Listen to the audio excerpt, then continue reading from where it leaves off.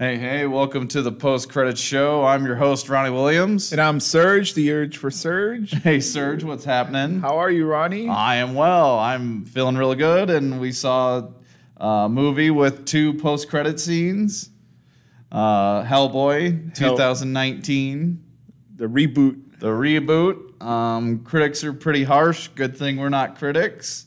But the people are. Yeah. Yeah, and there's a big debate, about how good this movie is. We're going to dive in. And for those of us joining us for the first time, this show's for you. Please comment. We're all about reading off your comments and your opinions. We want everybody's opinions in the world. Yep. And we got some Facebook polls for comments as well. Yeah, people didn't like this movie, Ronnie. Yeah. What happened? It seems a lot of negativity out there. I went in with low expectations, came out feeling better. But yeah, I think this is going to be a good discussion. We're also going to touch upon Hellboy 1 and 2. Okay. Golden Army. And I think it should be a real fun episode. How soon should people see Hellboy? For me, I say see it this month. It's not a run out and see it immediately, but I think it's a decent theater going experience. Definitely if you're you like fantasy or you like gothic horror, action horror mashups. If you like Van Helsing, Resident Evil, I think this movie is better than maybe both of those.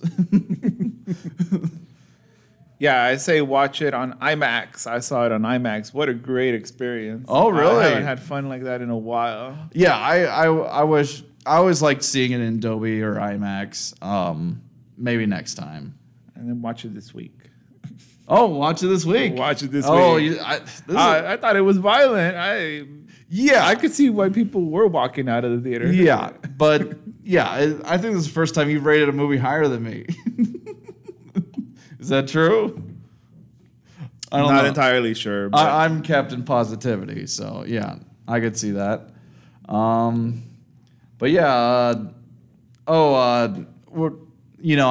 created a list in my head of different points we can compare the original, the OG Hellboy, to new. So we'll just say OG to new for shorthand. Okay. We also got some comments. Should we go through them? Okay. So I posted this question on Facebook. Is this a case of critics using the wrong scale to rate movies? Because it's my opinion that majority of critics go into movies hoping it'll be a drama.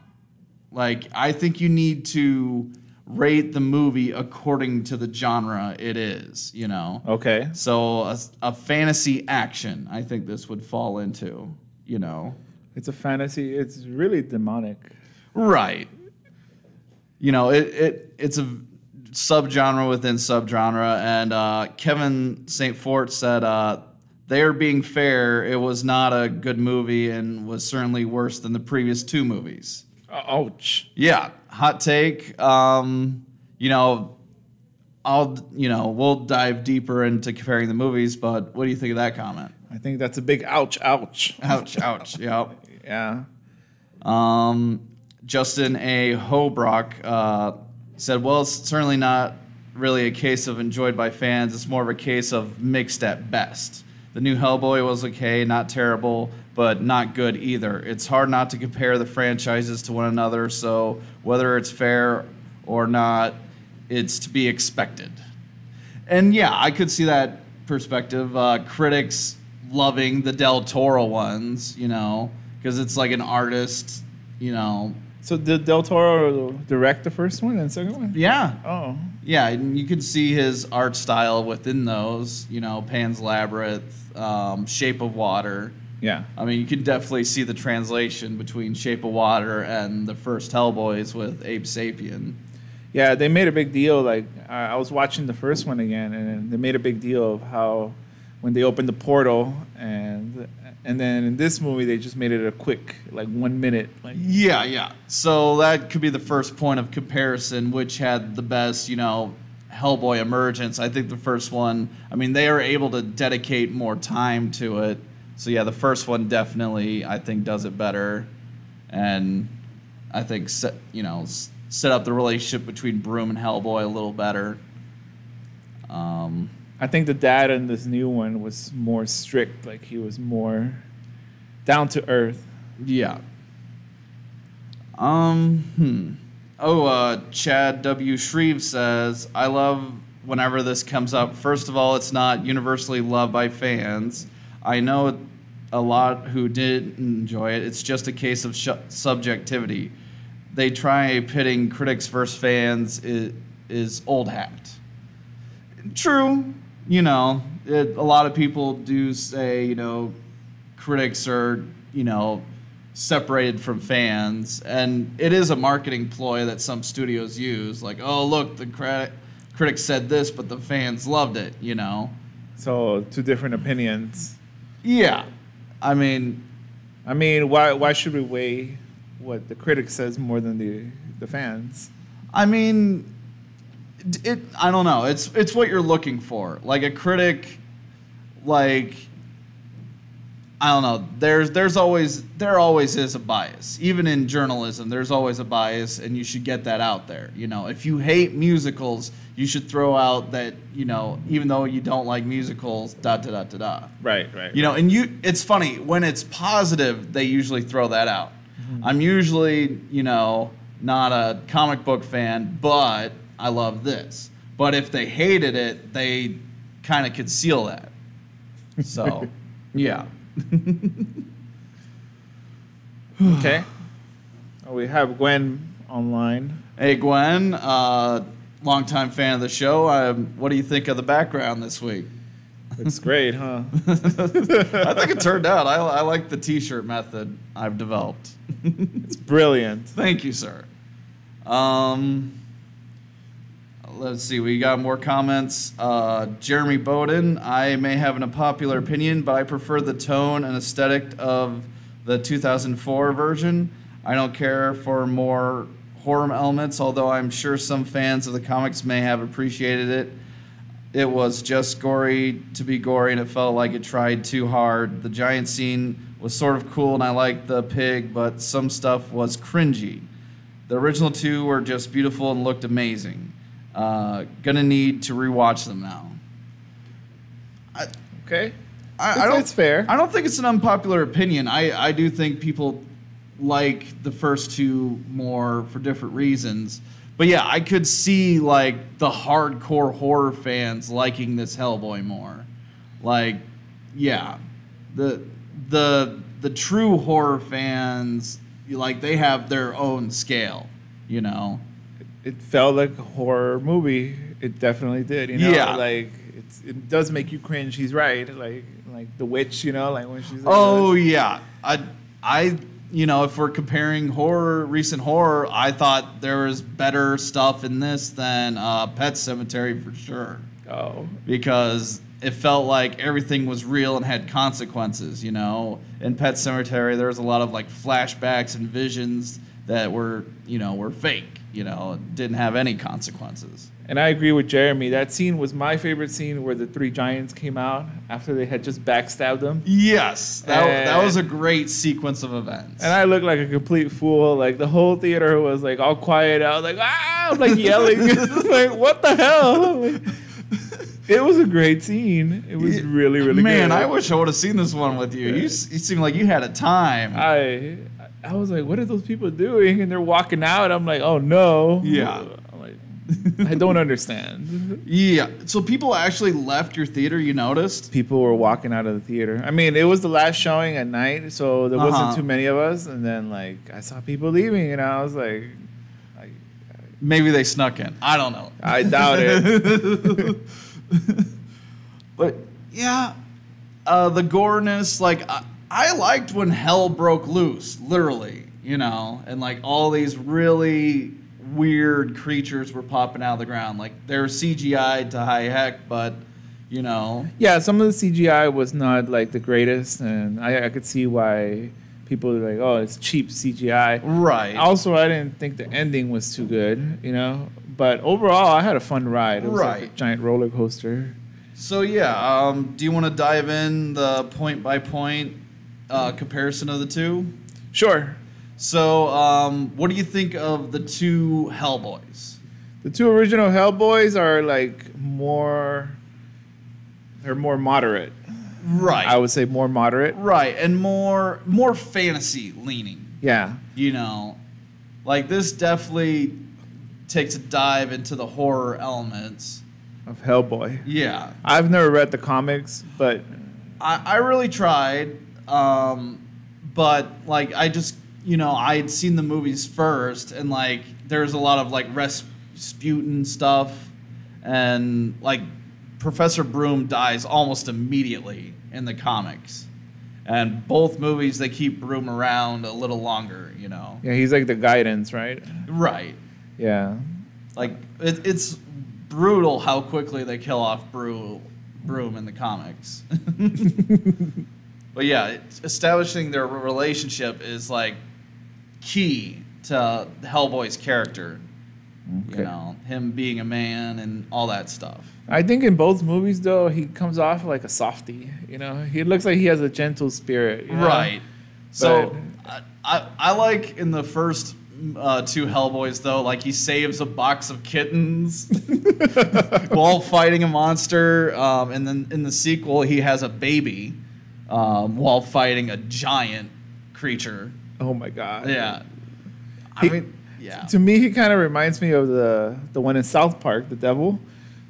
Oh, yeah? The big dude. I don't know if you know who I'm talking about. But he's he's like a sweetheart, you know what I mean? So they kind of put him as a contrast. And also I think it's called Him in the Powerpuff Girls. Oh, yeah. So I was seeing it and I was like, why do they compare it like a devil to like kind of like sweetness, you know? Like he's kind of like a gentle spirit, you know what I mean? But right.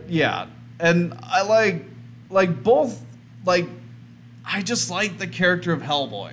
You know, like in an interview, Guillermo del Toro described him as blue collar, and that always rang true to me. You know, like fighting monsters is his job. Yeah. You know, he looks like he plays the guitar, and he looks like he is a mechanic. Yeah. In the old ones, he wasn't terribly great at fighting monsters. He just prevailed at the end. Like maybe this one, they made him more cool. Like, you know, he took out those giants pretty well. You know, he got his ass kicked by guys with spears, though. Why did they backstab him? Because, so spoiler territory, spoiler hand, I don't know. Maybe that will be our new thing. Throw out a spoiler hand. When the hand comes out, it means the spoiler is coming out. Yeah, maybe. All right. But yeah, there's a seer, and like the whole reason they were on Nazi Island was because they're trying to prevent the apocalypse, and Broom was like, no, you know, let's, you know, adopt Hellboy. But everybody else with Broom was like, no, we should have killed him a long time ago, and, you know, we keep having visions that he's going to be the downfall of everybody, you know? Yeah. Once that scene happened and they shot him from behind, I'm like, this movie's gonna be good. Yeah, it was nice that like when he said ambush, I was thinking, oh, the giants are laying an ambush, and then it was like boom, I was like, oh, sweet. They got me. I did not see that coming. Yeah. Yeah. Gwen says, I'm not a big horror fan, but I did like the first one. It was kind of sweet and strange in a strange way. Yes. Yeah, it's sweet and strange, and that's like Guillermo del Toro's style. I mean, sweet and strange. Like, he loves his monsters, you know, very much. What other movie has del Toro? Shape of Water, Pan's Labyrinth, Pacific Rim. Pacific Rim, okay. I like Pacific Rim. Yeah. Well, what about this one? Who's the director on this one? I don't know. We don't know? Okay. We'll look into it a little later. Yeah. Chat, please help us out. Oh, we got another comment off Facebook. Chris Wright says, first two were better, but the new was not bad. It just wasn't great. The new one had some good parts in it. I am in total agreement with that. Like good, not great. Yeah, and like the pig was fun, and I like the new cast of characters. Like I'm a big fan of Abe Sapien. His sidekicks. Sherman's okay. His love interest, the fire gal, in the first two, but I think Ghost punching gal was a cool choice. Yeah. And like super agent that's also a secret werewolf cat. So. Yeah. All right.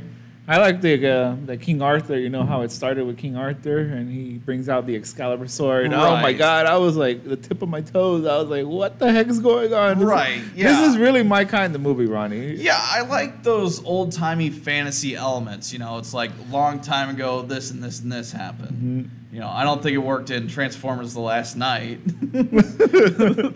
but like this is an unfair comparison, but Lord of the Rings, it starts off the war for the One Ring, and you see Sauron get his, fingers chopped off, Like, I like that fantasy stuff, Yeah. So, yeah. So here's the list of movies he has directed. Dog Soldiers, The Descent, Doomsday, Centurion? What is this? Centurion? Tales of Halloween, and I guess Hellboy. I've never heard of any of his movies. Huh. Well, we'll keep an eye on you, Mr. Neil Marshall. Neil Marshall, okay. See, I would have guessed it was the same guy who did the Resident Evil movies because Mila Jovovich is in this one. Oh. I guess I was wrong. Okay. What do you think of the villain, Mila Jovovich and the pig? They were great. I mean, really? Yeah, I thought they were great. The girl clearly has the advantage over him the whole movie. Right? They could have killed him at any point. Like I liked what was at stake. Like the whole movie, it was will he or won't he, bring about the apocalypse, which is kind of what the first movie's hints at, but this one it makes like the forefront. Like it's like a combination of themes, like whether or not, why should they be fighting all these monsters? Mm-hmm. And Broom even brings up, maybe I did kill some monsters I shouldn't have. Right. Right. Like, interesting, like, it's like a blending of the first two movies' themes, because the first one was definitely apocalypse and whether he's a good man. And the second one is, like, should they be killing these fantasy creatures, Should the world be in balance, Should they come out of the shadows? Because everybody's hiding, Right. And so for me, if I was ranking them, I think the Elf King from Golden Army was like the best villain, of all the movies. And then Mila Jovovich, the Blood Queen, and then Rasputin, the eyeball sucked out guy. Well, it's funny too. Like even in the first one, like. They could, like, if the CGI had been better back then, like, Rasputin getting sucked into a black hole portal would have been, like, really gory, you know? Yeah. But it was just, like, smooth CGI. Like, it could also been, like, tone it down. Like, it would have looked really bad if, like, like a real black hole getting sucked into gore, God. Yeah. I mean, I don't know.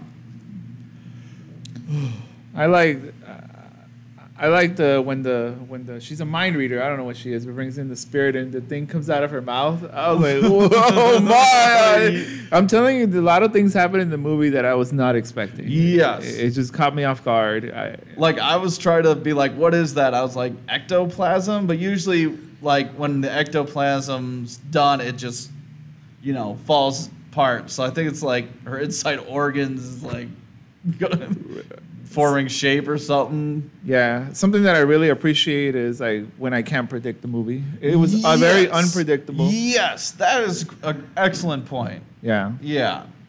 Like I don't like for us. I predicted like the big twist, and it was still enjoyable. But like I didn't predict. Oh, this is a much bigger thing. That one family also has double. Oh, the entire nation has doubles. That kept me on my toes. Yeah. Yeah.